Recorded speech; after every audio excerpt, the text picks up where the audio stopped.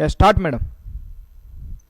Good evening, dear viewers, parents, and my dear teachers.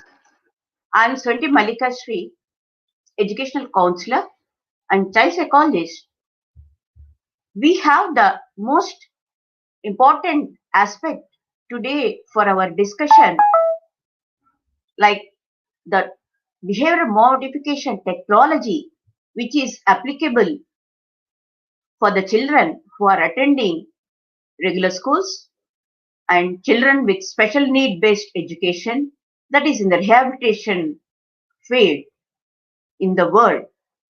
As we say, the application of behavior modification technology, it is quite popular for the child's day-to-day life, better adjustment in the family, society, in their educational aspects, everywhere.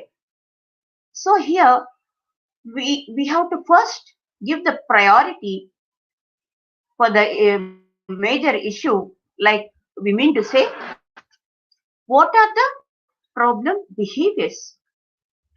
Are they really disturbing the child's growth, growth in their day-to-day life, in the development, or in their education process? Where it is hindering the child's progress? We can say the child's adjustment in their learning environment, in the family situation, whether it is siblings, parents, or any caretakers, or even in the society, peer group. When the child comes out of the house, he has to meet many people in the society. So, in the school environment, in the classroom situation, child has to get adjusted with the class teacher and his own peer group. And in the playground also, he need to have his adjustment with his behavior. Then coming to the his adjustment point of view, we may say he is not able to cope up with the education process also. He may not be able to concentrate his regular academics. Like he may not be having interest, not having sitting tolerance, not having proper attention to pay for his academics, and not listening to the teacher carefully when the teacher is taking the lesson or explaining in the classroom situation. So this has to be very focusing issue for the child's adaptive behavior in the environment. How to adjust in the environment. That is the main focus. So this already we mentioned just now. These are the areas we have to see the child's adjustment. So let us see what are the problem behaviors. Problem behavior means this is the child, the person who is harming others, harming his own self, and again, it might cause any injury or maybe not acceptable by the society. In the society, we need a dignified life for the child in the early stage itself. Therefore, we need to say, yes, parents, how they are bringing up the children. We generally say, in our society, we generally say, parents, how they are bringing up, what is the way the parent, they brought up the child like that. We generally come across such queries from the people. So here, the problem behavior, which is harming others, that may not be age appropriate also. His behavior is not that decent behavior as it is expressed with others. And therefore, again, the severity of the problem behavior, which is shown by the child, that might cause a dangerous situation in the classroom or in the family or in the peer group. So here we have to see, is it occurring regularly or sometimes? So if the problem behavior is continuously happening or any occasional situations, if the severity is more, then we must be very careful. We have to take it immediate step, that is to control. What are the ways? What are the methods? So we have to immediately make the parent or teacher to approach the child psychologist, and again trained rehabilitation professionals like educational counselors. We generally in the special education, we definitely take the child's problem behaviors into consideration when we are planning the child's individualized educational program, as we already mentioned earlier in our second episode. So when we are planning the child's need-based individualized rehabilitation program, in that when we plan for the academic goals setting, in that program planning itself, we already mentioned in the second episode about the associated conditions, associated problems of the child. Like, I mean to say, other than medical problems, the child has any behavior problems. If the child has, we have to take the history from the parents, and also the class teacher in the classroom situation. She has to observe at least for a period of week to 10 days, so that it is very easy to plan the child's academic program to work out successfully in the given situation. So, for example, let us see here. For example, do we have any problem behaviors which are mostly creating problems, like we mean to say hindering the child's learning process? That is, the child he is harming his own self or harming others. For example, we say harming his own self means self injuries, like taking any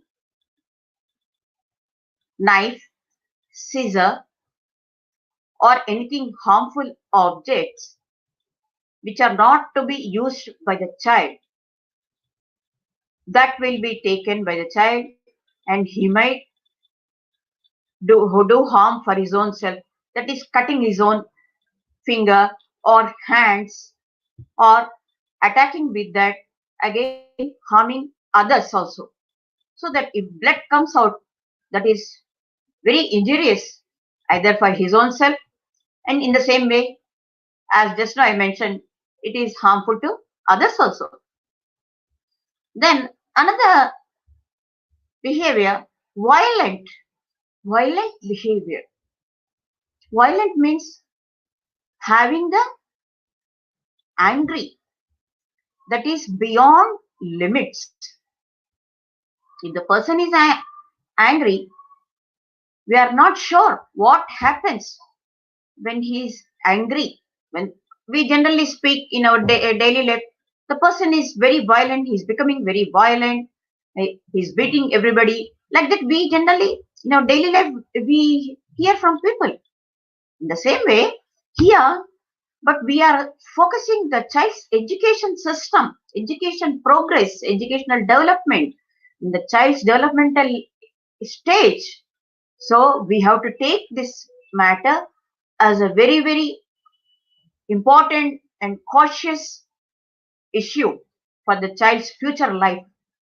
So once the child becomes violent, he may attack anybody.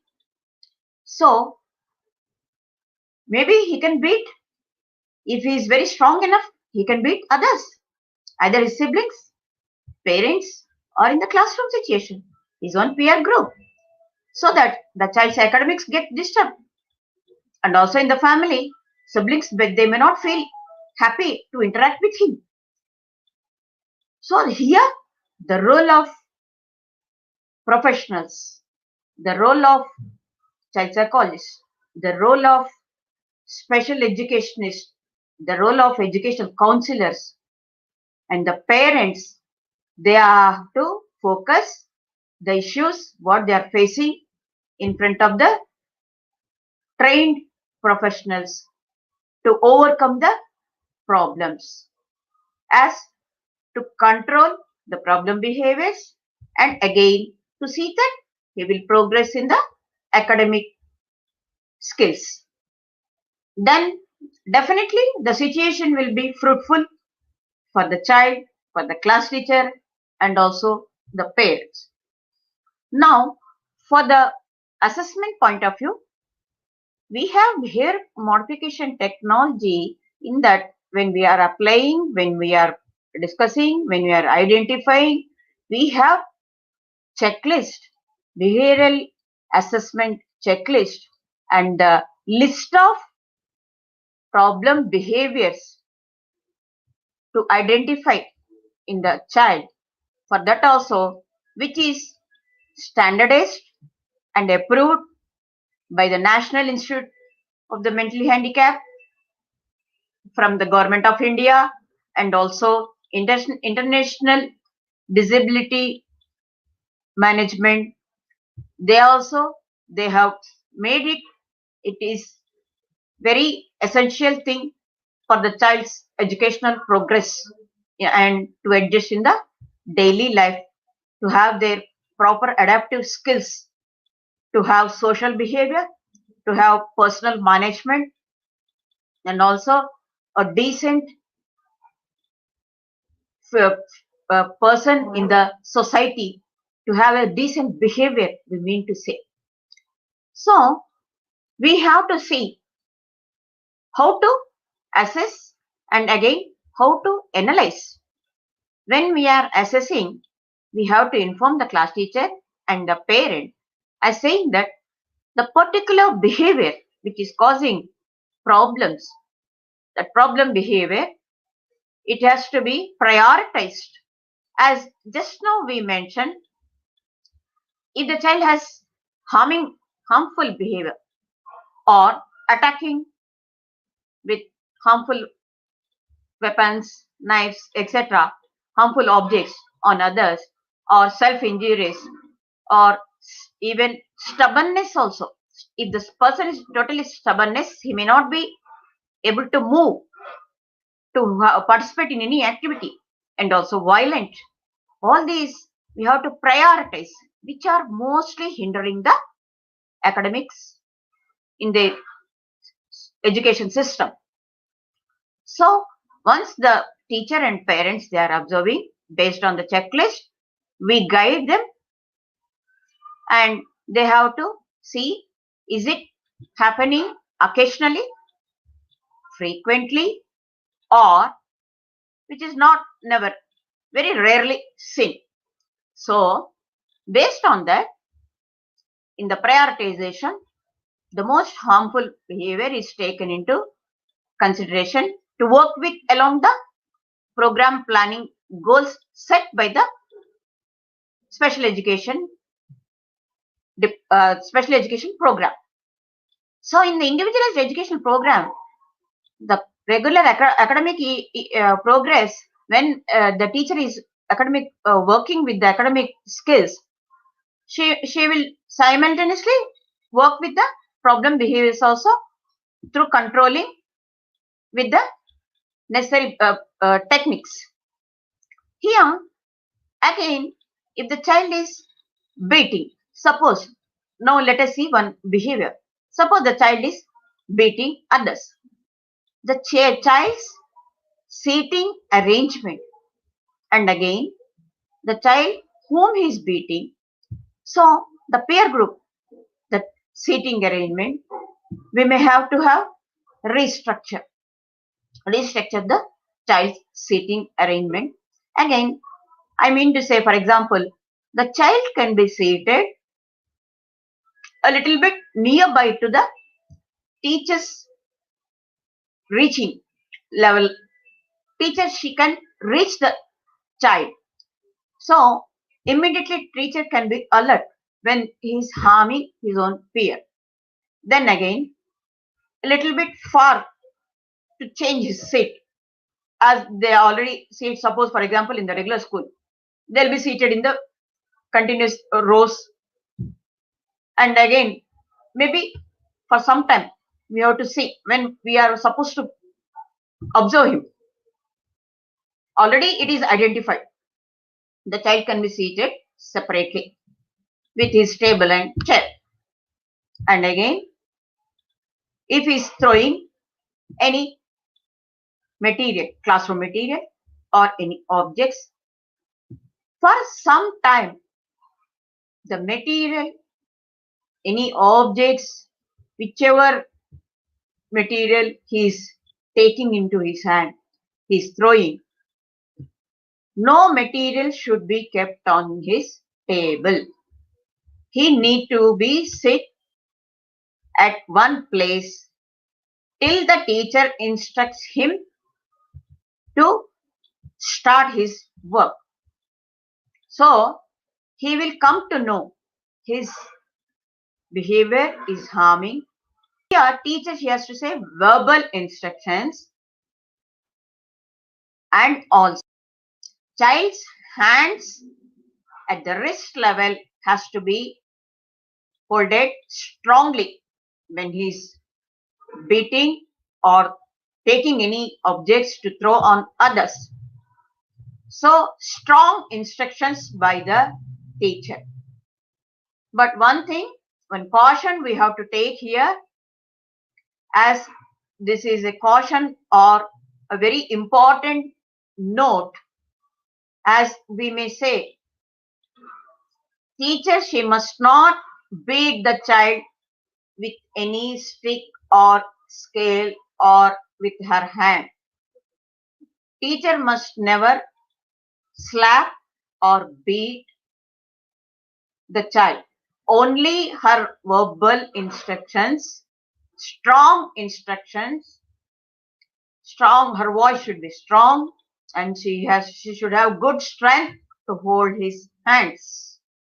So at least 5 to 10 minutes, this restructuring situation and making him to sit without any activity, he has to be explained how harmful the behavior is causing problem for the others, as they have to pay attention for their work assigned.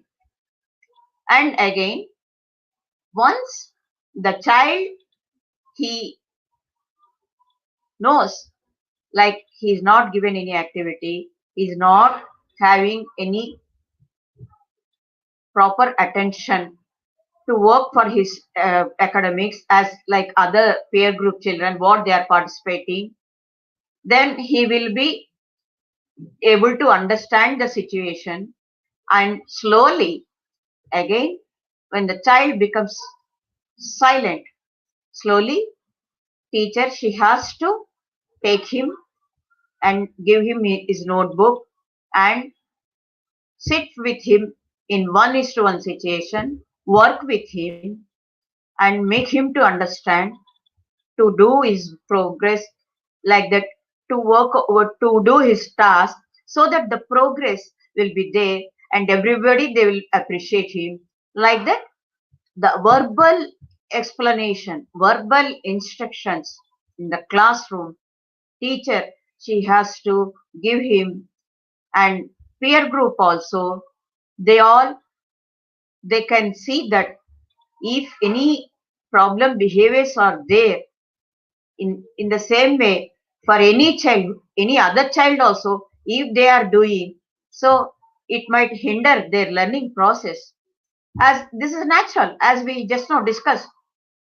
Learning process, it is getting hindering, there is no progress because of this. So like that, we have to make it into focus to the parent and class teachers. And we have another behavior, as mostly our teachers in the schools, they say that wandering tendency of the child. That means going out of the classroom. Like the child to have his self-care, when the child is having toilet indication, naturally teachers they will send. But to have a reason, the child expresses that and goes out of the classroom through informing the teacher, and he may not come as early as possible into the classroom also. He will go to the ground, he will go to the play material. As per his wish, he will spend his time in the ground through this wandering tendency. Again, teacher, she will be in trouble. Like she might be getting instructions from the higher authorities. So that is what, at least 5 minutes, 10 minutes. More than that, teacher immediately, she has to be cautious. Immediately, the information must be given to the ayahs to search and bring the child back to the classroom. Because a teacher, she cannot leave the classroom, all other children. Here, dear viewers, we have to think about all the class children, the whole strength teacher, she has to concentrate. So, wandering tendency, going out of the classroom, not paying attention in the classroom. This is also a problem behavior, as it is causing problem to have his educational progress. So this is what happening, and we are coming across many children as their parents and teachers, they are informing us. And another thing is self-injuries. Here, as we already mentioned, some children, this knife, blade, scissor, harmful objects in the home environment, as we came across with the parents in the kitchen when the mother is working to cut the vegetables, when the fruits are there on the dining table. Some families, they keep knife there itself along with the fruit, which are kept in the bowl on the dining table. So without the notice of parents, they take that knife, and if anything is not given his most immediate requirement by the mother, they are attacking the parents. And nowadays it is very horrible, and it is very surprising, shocking also. I came across the parents, just the child in the regular school who is attending his 4th standard. Father, he is working in another place, in another state. Mother and 2 kids are in Hyderabad. When the mother is not giving smartphone, child is attacking with a knife, taking from the dining table, as demanding the mother to have the smartphone, to have to enjoy video games from the smartphone. So that's what happening, and it is very shocking for the mother.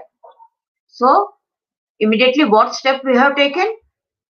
We have given individual explanation to the child. Individually we called the parents, and again in the classroom also the child started throwing objects on the peer group and having blade in the compass box, or in a pen with pencil lead also they poke on others. So anything which is injurious either to his own self or others.